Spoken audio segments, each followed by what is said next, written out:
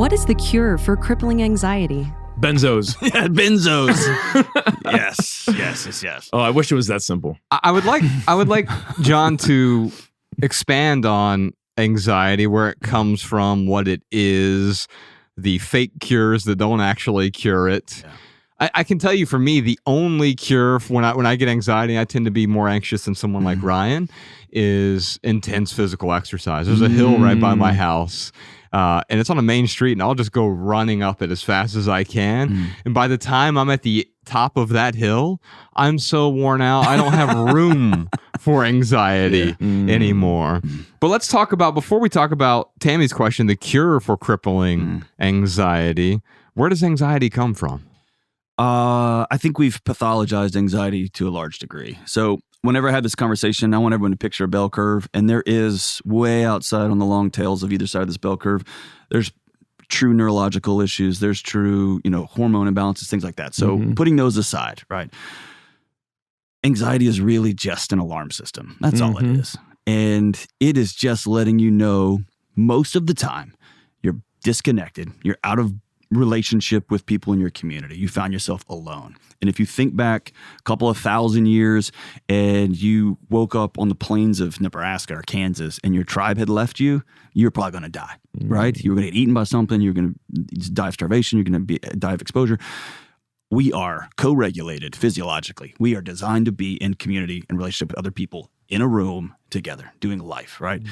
And so when our body recognizes that's not the case, it will sound the alarm, right? Or we're in a situation where we're not safe. We're in an abusive relationship. We were abused and our body is recognizing that guy looks like or she looks like, and it is letting us know, hey, you're not safe. Or the third one is we're in a situation where we can't control the outcome. The nerd word is autonomy, right? We don't have autonomy for our next own decision. And all it is our body's just trying to get our attention. And in the last 25 years, can I back out for a second? Let's do it. Yeah. So if you look at all human history and progress, it's beautiful because we're trying to solve for the next best thing. Right. We're going to make a little bit better plow, make a horse. Let's breed that horse with that one, make a little bit stronger horse so we can do a little bit more yard work or, have a little bit, do it a little bit faster. That's all great. And then technology caught up and passed our ability to think through what we were doing. And so we begin to solve for comfort rapidly. And I love leather seats. One day I'm going to get a car that's got them. It's going to be awesome. I like air conditioners. I like heaters. I like all the stuff, right? Yeah, you're from Houston. You have to like air conditioners. That's right.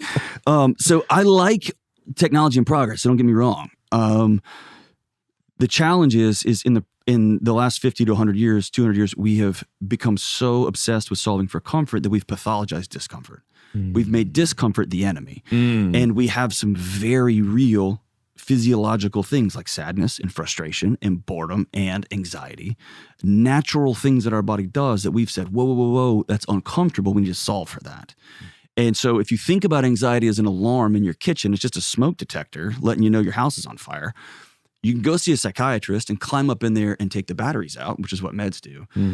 And the alarm will stop. Like, I'll shut that sucker off. The house is still burning down around you. Right. Or I can get a pillow and climb up on a ladder and duct tape around that sucker, which is what addiction does, right? That's what buying new things. That's what a new job title. It's what pornography. It's all the things. It's what another drink, and another boyfriend, and another whatever. That's what that will do for you. It'll help numb that sound out. It will dim the sound.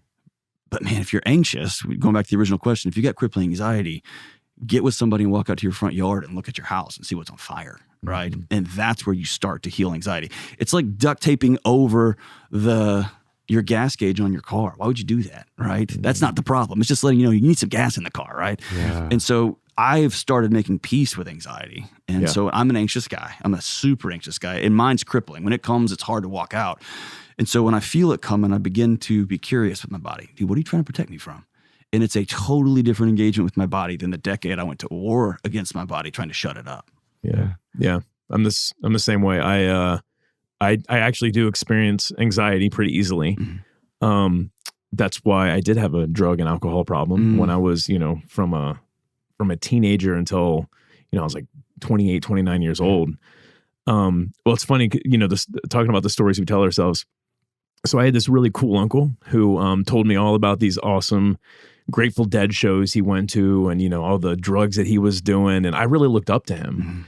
And the story I told myself is like, I'm going to be my cool uncle. So I, very quickly started to, just experiment with different drugs. But then I realized that, oh, wow, like these drugs actually do kind of shove down this anxiety. Yeah, they work. That's the thing, they work, man. Yeah. And you know what's crazy is like, I was at a point where I would tell myself, people don't want to be around me unless I'm on drugs. Yeah. Because that's the only time that I can be myself. And, other than that, people probably don't want to be around me. So there's all these stories I was telling myself. And then I kind of had a look at my uncle's life. And I'm like, wait a minute, with this piece of his life, there's also this other piece that comes with it. And I'm like, maybe I don't want iceberg underneath. Yeah, right. I'm like, maybe I don't want to be my cool uncle. And so the way I would frame that is the story you were born into was that's what cool is. Right, yes. And over time, what's so damning is the stories we were born into, the stories we were told, become the stories we tell ourselves. Yeah. And those are the only stories we can challenge, because I can't go back and edit what that coach told me, what that uncle told me, what that abuser told me. I can't go back and edit that. Yeah. The only control I have moving forward is, what are these stories? Yeah. And going back to the fire alarm analogy, we've all been in that hotel room that the smoke detector is so finely tuned that you can be in a hot shower and it will set it off, right? Yeah. There is moments to go to a psychiatrist and say, I need to take the batteries out just so I can go sit with a counselor and actually hear them, right? Just so I can go back to my wife and say, dude, I have not been the guy you signed up for, and I'm sorry. Let's come back together. There is moments for that. It's going back to what you said. It's not, it won't fix it long term. It's not the ultimate solution, right? No, yeah, absolutely. So I eventually went and got some professional help. And I've just, I've probably had 4 or 5 like really big light bulb moments in therapy, but they have completely helped me shift the story that I tell myself. And when it comes to anxiety, I still will feel anxiety. I find that when my actions align with my values, I feel less anxiety. Yeah.